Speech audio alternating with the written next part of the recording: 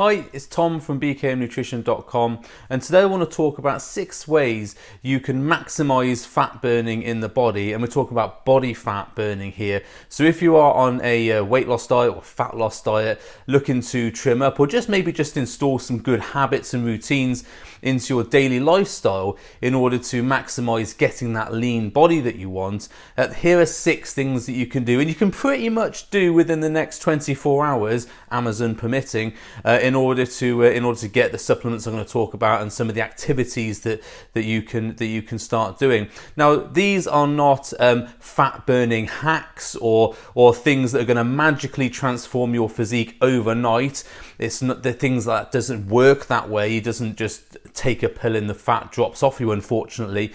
But if you install these actions and some of these supplements into your daily lifestyle, then over time you will see a leaner body come on, and it just makes it a little bit easier for you to get it while sticking to a calorie deficit. And I want to make that clear is that you must have a calorie deficit in place on average with your diet, with your nutrition, otherwise you will not get a leaner body. All these things I'm going to talk about support that, they complement that, make the process a little bit easier. They're not going to allow you to eat cake every meal, every day, and get lean. So we're not talking about miracle fat loss cures here, just talking about things I use for my clients, things I do myself in order to make sure I'm tipping the scales and making those votes towards a leaner lifestyle.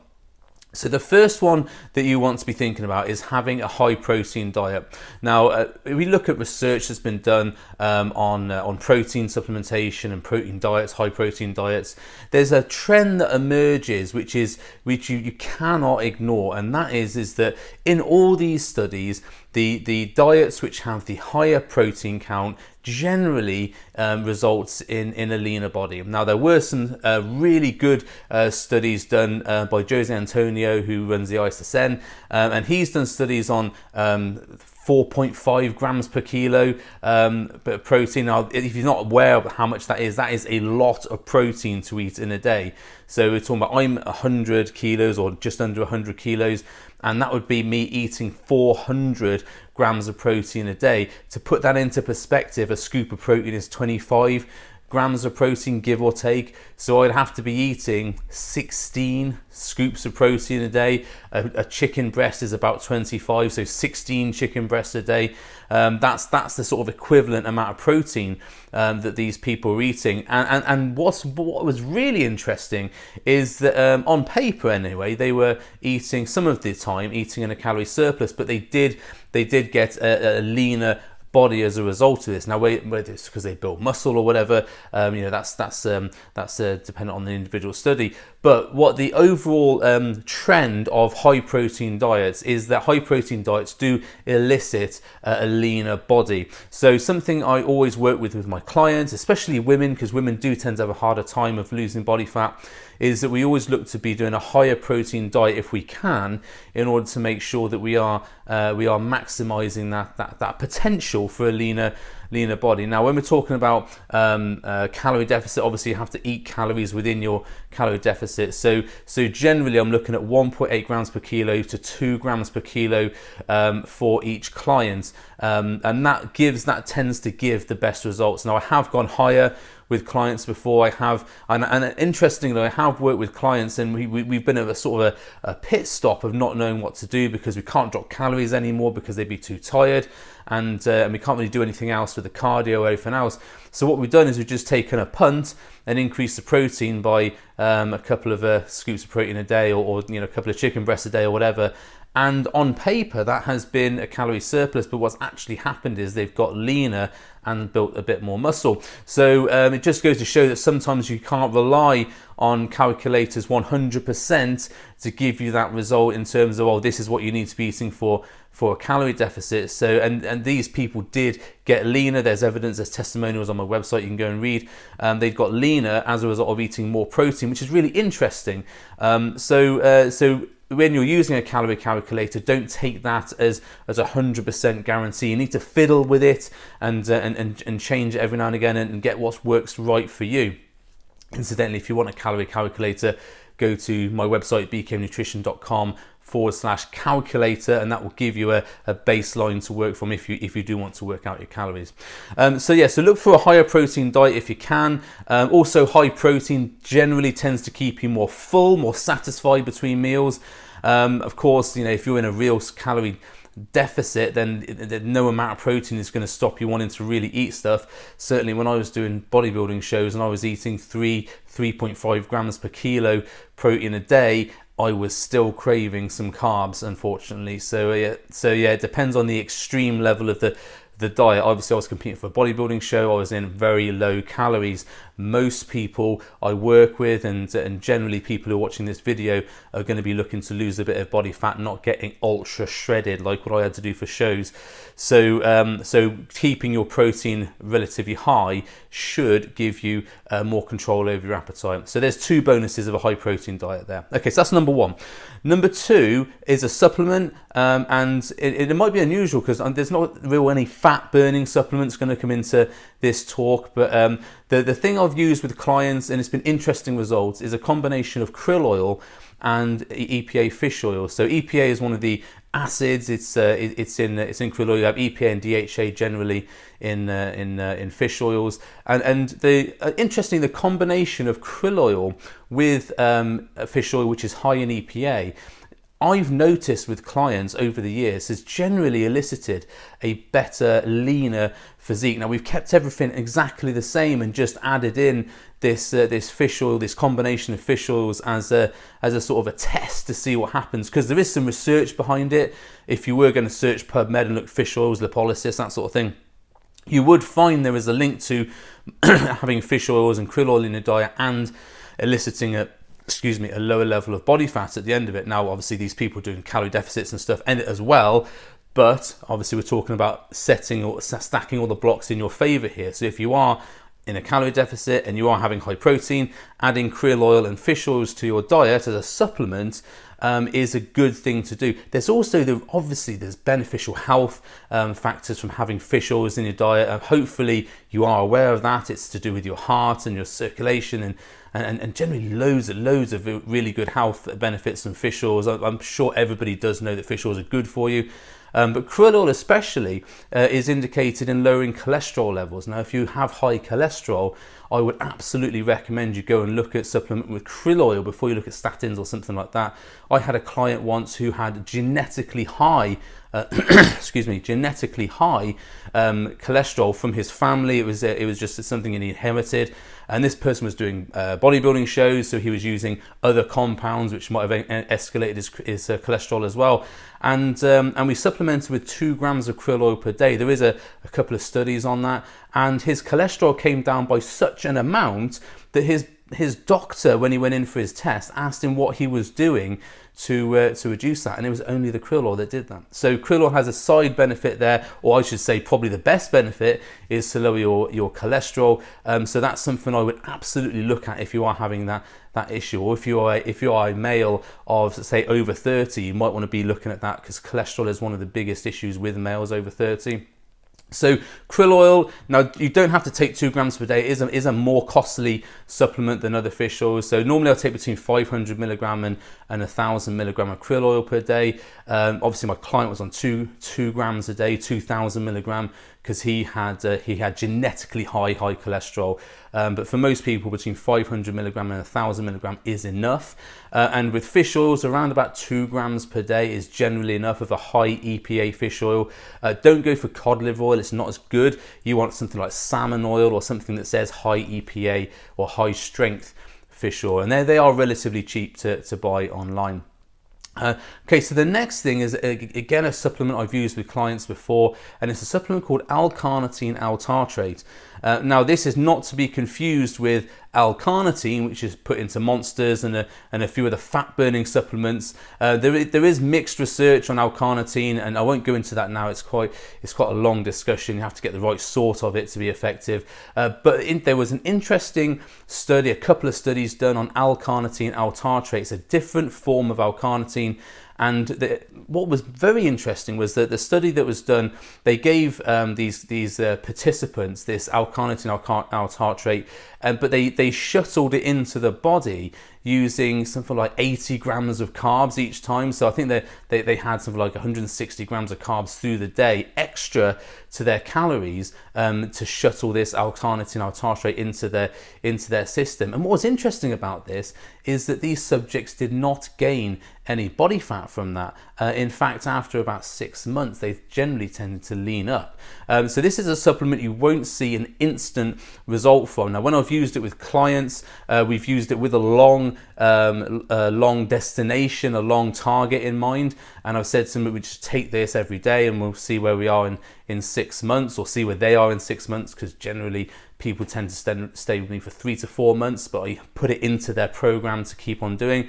But people I have worked with for 6 months to a year, we've certainly seen at the 6 month mark a really weird shift, and that was that they got leaner all of a sudden. One of my clients on my website, there is a testimony on my website, Teresa, if you look at hers, we had that result. We were going along making steady progress. We supplemented with the L-carnitine, L-tartrate, and on the 6 month mark, all of a sudden she just leaned up a little bit more.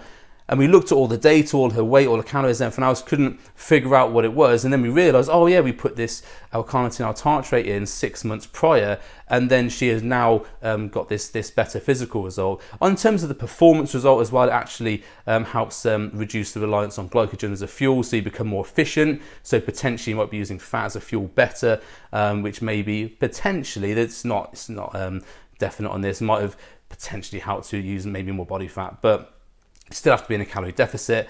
So it's an interesting supplement to look at. Certainly I've used it with a number of clients, female clients mainly, because they have the most struggle with fat loss, but male clients as well. And 2 grams per day generally seems to be where the magic happens. We have to be taking it every day for 6 months to see the real effects of this. This is something that you'll use and see a cumulative effect of down the line. It's not a cheap, sorry, it's not an expensive supplement to buy. You can buy it online in bulk form quite easily, and it's a very small dose. Here's a thing though: don't take it with other protein shakes. So what a lot of people do when they're taking supplements is they chuck it all into a protein shake and neck it. Don't do that, because the studies that have been done have shown that when you do that, when you mix because it's an amino acid, when you mix it with normal protein shakes, it doesn't actually present in the blood as well as when you take it on its own. So ideally you want to take it say with a glass of water or a glass of squash. The studies that were done, they took it with 90 or 80 grams of carbohydrates. I probably wouldn't recommend doing that if you're on a calorie controlled diet. When I certainly want to use it with my clients, we've used it with taking a bit of squash first thing in the morning, and it tends to work fine. So that's a supplement you might want to look at. L-carnitine, L-tartrate, 2 grams per day. The effects are seen after about 6 months. It's not a massive quick hit one, that one. So number 4 on the list is creatine. Now creatine is one of the most researched supplements in the world, if not the most researched supplement in the world. There's tens of thousands of studies that have been done on it. And because of this, there's been lots of different things tested. So creatine generally is used by people for performance or for bodybuilders, for muscle building. Now, I would absolutely suggest that everybody who is exercising, who is doing some sort of resistance training or running or sprinting or anything else, would benefit from using creatine. There's also links to mental health in terms of fighting dementia and Parkinson's and stuff like that. That research is still new, it's still ongoing. And there are other links to other hormones in the body from creatine use, from creatine supplementation. Again, those studies are just coming out, so I don't want to get any concrete stuff on this video, but there is a lot of beneficial links to using creatine, and certainly creatine does help promote more activity. You can do more, you've got more ATP, which is your explosive power. So if you've got higher creatine levels, you can exercise for longer and a little bit harder. So this would lead into giving your workouts more output. So when we talked about mainly before is obviously calorie deficit in terms of the food, what we also need to think about in a calorie deficit is the output. So it's calories in from food and then calories out from exercise and activity. Now if you have creatine, if you supplement with creatine, you can get a few more reps out per set. You can do a little bit more explosive activity, so that will potentially boost your calories out higher than what you would get if you weren't supplementing with creatine. Now it's a supplement that is very cheap. It's very easy to supplement with. The health risks are negligible. There's no risk to your liver, kidneys, that sort of thing, unless you have an underlying kidney disease. So just be aware, if you have kidney disease, don't take creatine. That wouldn't be my recommendation. Anyone else generally can take it, unless you have a genetic or some sort of medical reason not to take it. It's purely very safe. You don't have to worry about stacking it or loading it in with 20 grams per day. Although a lot of people do that, they do like a loading phase. I've certainly done that when I was bodybuilding before. Generally now I say to clients, just have 5 grams a day in your post-workout shake, really easy, or take it with a bit of squash or something. Generally you tend to get the better results if you take it with a post-workout shake with some protein and some carbs in there, but I generally take mine with a protein shake and I just put a scoop of creatine in there. Works fine for me. That's how I would suggest you take it. If you're not having protein shake, just have it in some squash during the day. It generally does give me a little bit of a boost in strength. When I use it with clients, they get a better results in the gym. So that's going to affect your calories out. Maybe do more in the gym or when you're exercising. So that's going to help, especially if you're in a calorie deficit or trying to do a calorie deficit diet. So creatine is something I would supplement with. It's really cheap to buy. You can buy it from probably any supplement store, probably even one of the supermarkets you can get it from. Creatine monohydrate is what you want. No, don't go in for the creatine phosphates or the creatine hydrochlorides or everything else. I've used all of those ones, and creatine monohydrate I generally come back to as being my mainstay. Excuse me, it's quite cheap. It's you don't need to go for the weird and wonderful versions.